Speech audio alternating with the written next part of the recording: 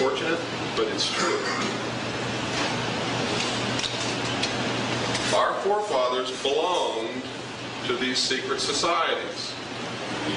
Now, some people have come to me and said, Bill, you claim the Constitution is so great, how can you do that and then say that our forefathers are members of this secret society that's trying to destroy this country and bring about the New World Order? They think there's a dichotomy there, and there's not. Because this was the grand experiment. It was also the antithesis to the monarchs, the kings and queens of Europe, whom they had sworn to topple from their thrones. How do you topple a king from the throne? You give the people, the subjects, a taste of freedom.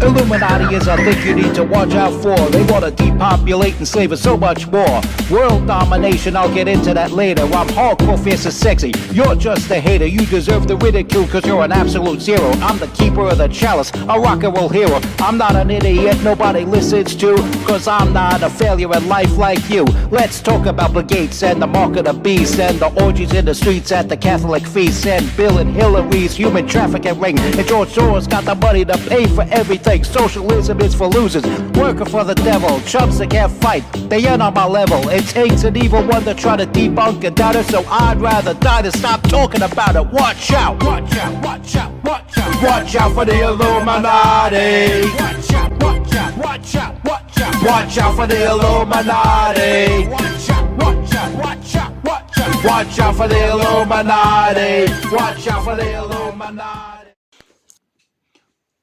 Welcome to the MC Too Tall Show. I am your host, MC Too Tall. I'm the master of sound quality. People like my music, and I'm hardcore, fierce, and sexy. And those who chose to oppose these truths are just haters that don't know what they're talking about. Today we look into the birthday of one of America's greatest patriots of all time, Milton William Cooper, also known as William Cooper or Bill Cooper. William Cooper was born on May 6th, 1943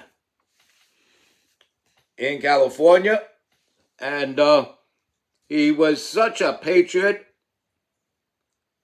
He was born to a U.S. Air Force pilot. He wanted to be a pilot himself. So he signed up with the Air Force, but then later got transferred over to the Navy. And in the Navy, he saw this large disc-shaped object come up out of the water, do maneuvers in the sky, and gently go back into the water by way of parting the waters and then sinking down and allowing the waters to swallow it up again.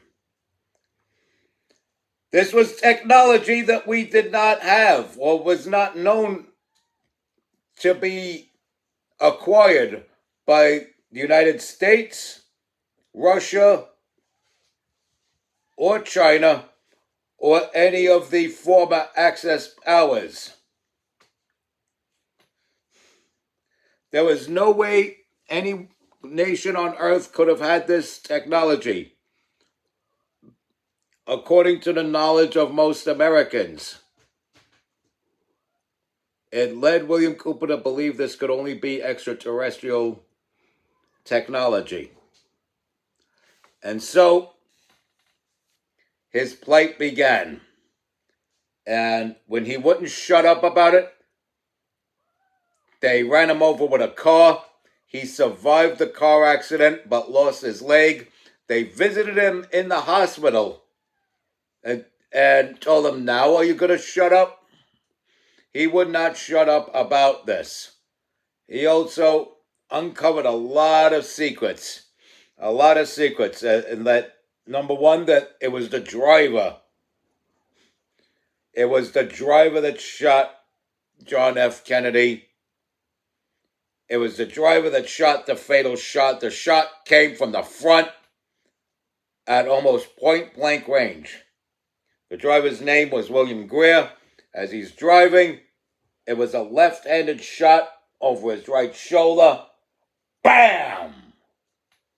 Blows the top of the president's head off and part of his brains out. And Jackie Kennedy went the opposite direction of where the driver was because she thought she was going to be next. That driver was a sicko and would have killed her. That driver was a sicko and would have killed her. And also, she was that marriage with Aristotle Onassis was an arranged marriage, I believe. It doesn't say it in William Cooper's book, but I believe it.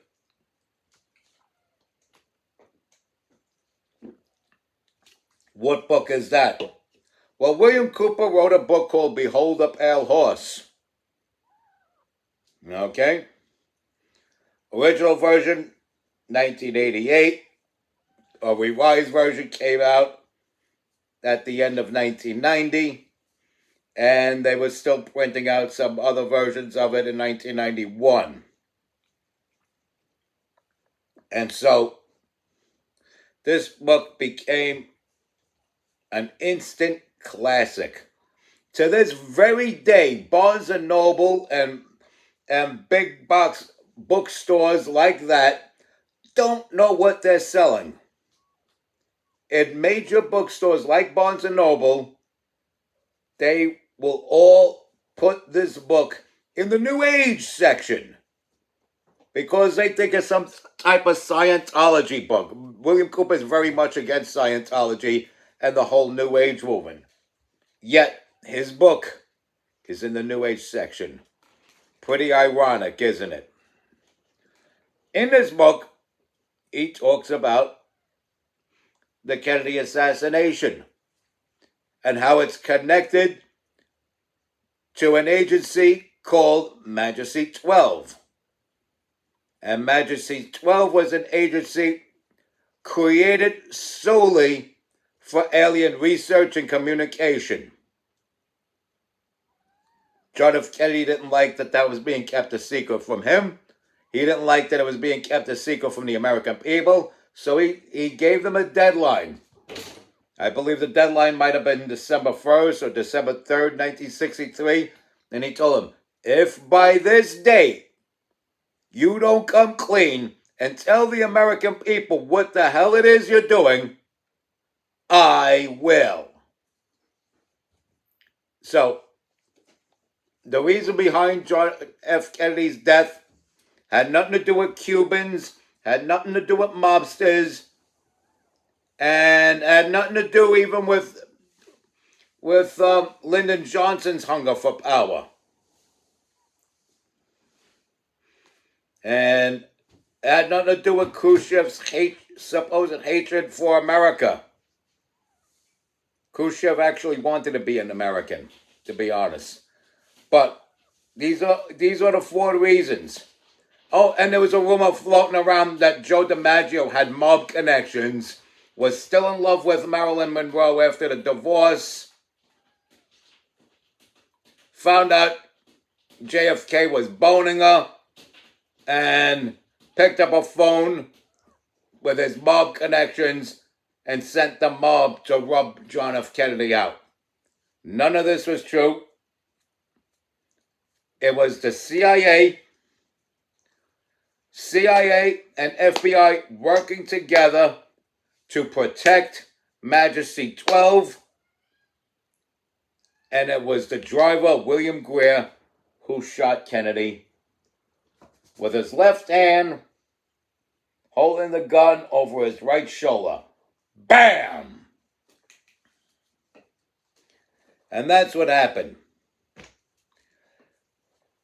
Also in this book, he points out that AIDS was invented purposely in a lab for the purpose of population control, to bring the population down to a manageable level.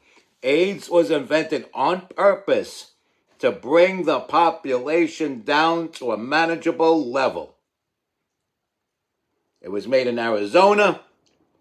Parts of it was sent to San Francisco, California as a hepatitis B vaccine. Part of it was sent to the continent of Africa as a vaccine for smallpox.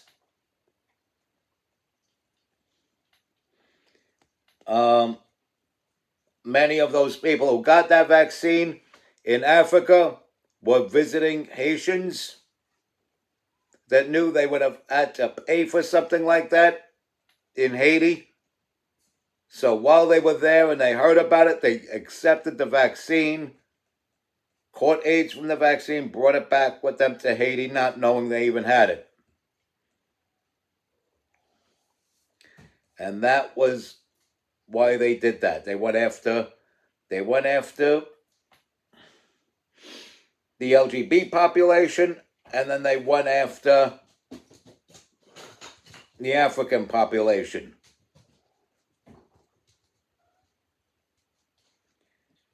And that's why they did it, to bring the population down to a manageable level so that they could bark orders at the people like slaves. And that's what that was for. Obviously, fast forward to now, long after the death of William Cooper, that had to be the reason why COVID-19 now. Isn't it? Isn't it?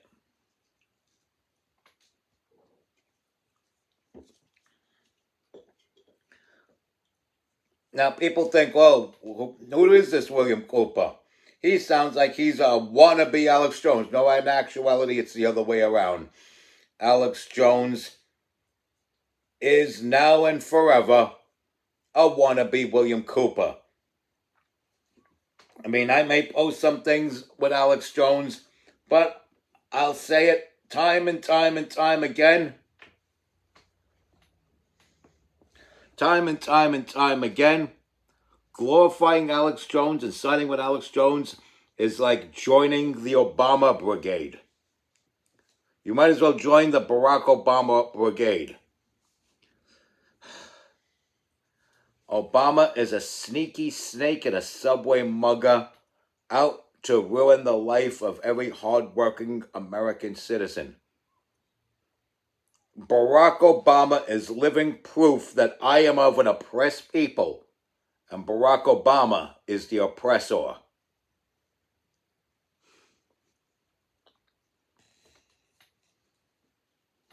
And so, and this man wasn't even president when William Cooper was killed. William Cooper actually died on George W. Bush's watch. And let me explain something to you. In June of 2001, on his radio show, Hour of the Time, that he normally broadcasts, he had a nightly broadcast. It was on syndicated radio shows and on shortwave radio as well. The show was called The Hour of the Time, and he'd be on that every night, each and every night. And what he would do is tell people about how these secret societies operate, what their connection is with the occult, and how it will ruin America if America lets it. But he also pointed out in June of 2001 the stupidity of the CNN Osama bin Laden interview. Now, hardly anybody heard of Osama bin Laden. And then all of a sudden, some camera crew waltzes into the secret hideout of Osama bin Laden and interviews him. Those are cats, by the way. And he points out what a joke it is. Because if all these people are after him, and he's out there saying he wants to destroy the United States and Israel, making him an enemy of the Mossad in doing so. And the Mossad can't find him, but CNN can. This thing's a bigger stroke. And he pointed that out. In other words, he's already prepping you to be prepared for something tragic, something terrible that they're going to blame on Osama bin Laden, but it won't be Osama bin Laden. It'll just be a ploy to take the guns out of the hands of the American patriot. And lo and behold, the year was 2001. And of course, what famous incident or infamous incident do you remember happening in that year? Of course, 9/11. And who did they blame 9/11 on? Ta-da! The only thing is that he did this so that Osama bin Laden would be the new boogeyman. It was actually a placeholder boogeyman so that they could bring that old boogeyman back. He figured there'd be no way they could recycle Saddam Hussein as the boogeyman again. But because the American public was so stupid, even William Cooper, with his intelligent mind, could not foresee the stupidity of the American public, the sheeple, that they would use race association between Saddam Hussein and Osama bin Laden, and they would have the gall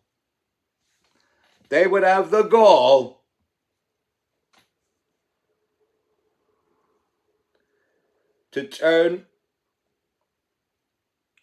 the whole focus from bin Laden right back to Saddam Hussein, and that's how they were able to, while imposing the Patriot Act on American citizens,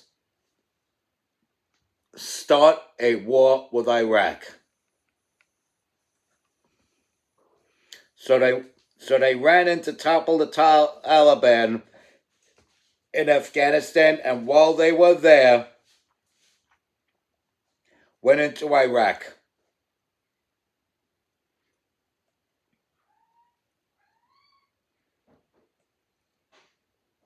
They went into Iraq, destabilized Iraq. They temporarily put Ahmed Karzai as the head of Afghanistan. They temporarily put Alawi. They put Alawi and Yawi as heads of state in Iraq temporarily.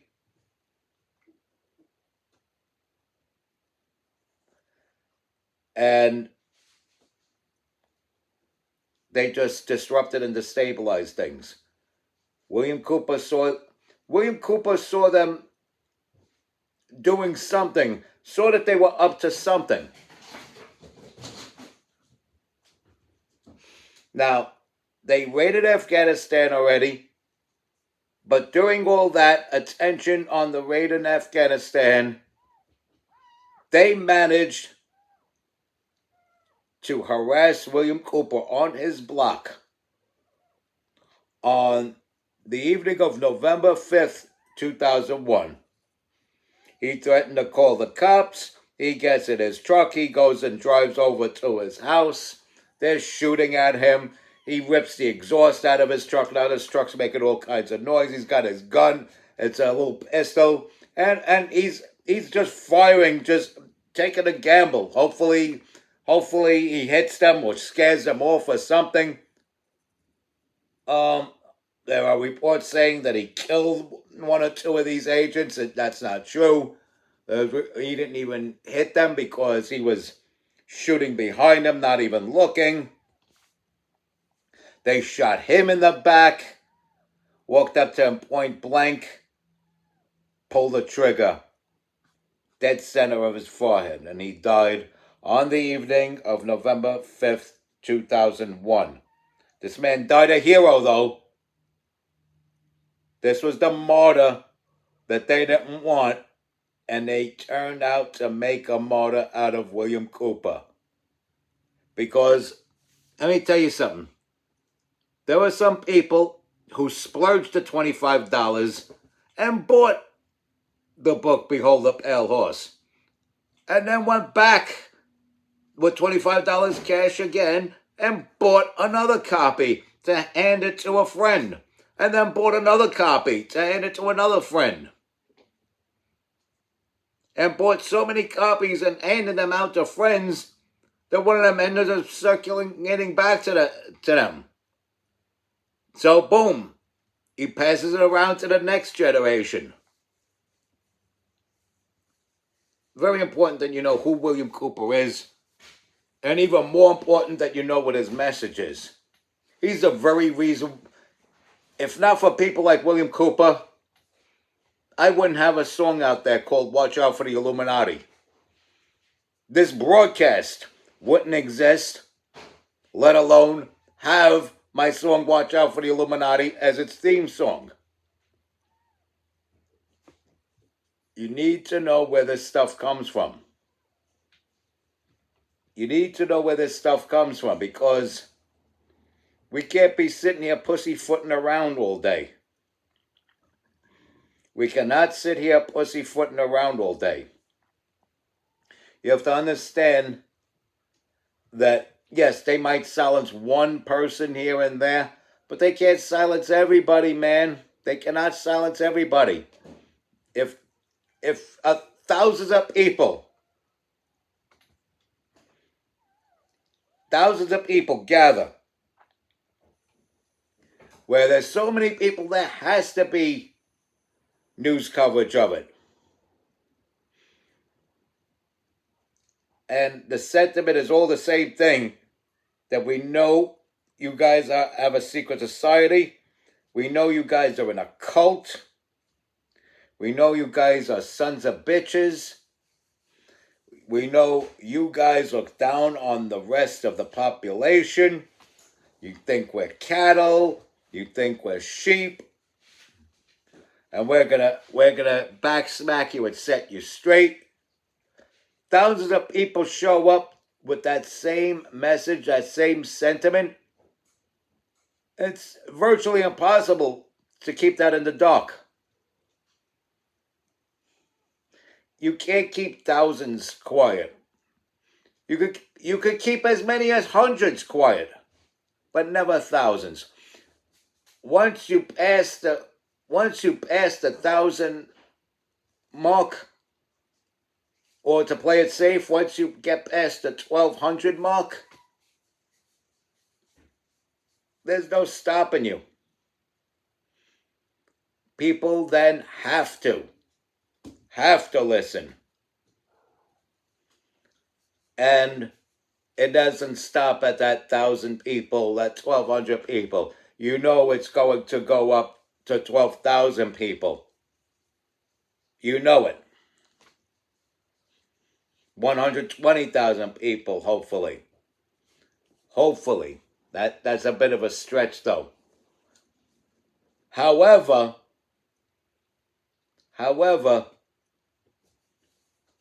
it's up to each and every one of us who know there are secret societies to speak on it. You have to speak on it. You have to say, watch out for the Illuminati. See, my thing was, I was making songs, and the message was in my music, and I deliberately went from the esoteric,